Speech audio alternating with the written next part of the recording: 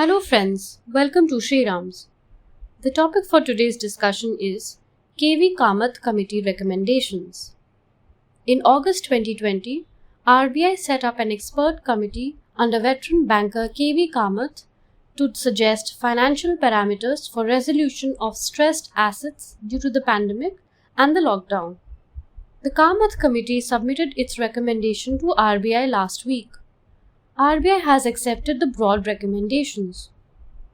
Why was the committee set up? Due to economic contraction, since March 2020, many sectors of Indian economy suffered savage losses. Most of them have a debt to clear with banks and NBFCs.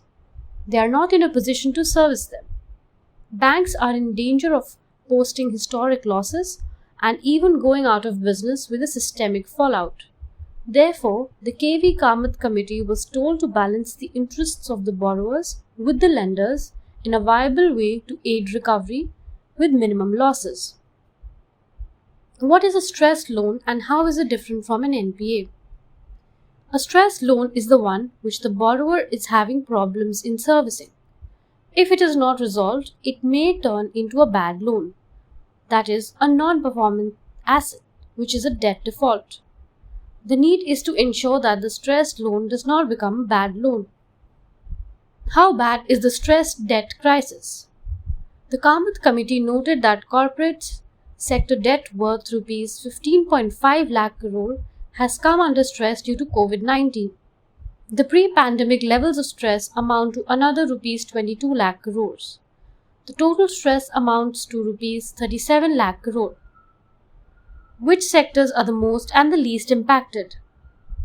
Pharma, telecom, IT, FMCG, brokerage services, agri and food processing, sugar and fertilizer are among the sectors least impacted by the pandemic. Tourism, hotels, restaurants, construction, real estate, aviation, shipping, media and entertainment are among the sectors most impacted. What were the broad recommendations of the Kamath Committee? It said that different sectors are impacted differently, with some being impacted severely. There are 26 sectors that suffered serious losses. They are eligible for a loan recast.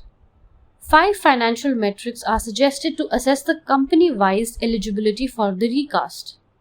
For other sectors, lenders can make their own internal assessments for the resolution plans. The basic idea is that restructuring should enable the company to recover and be viable so that it can conform to the repayment obligations. Is it a one-size-fits-all approach?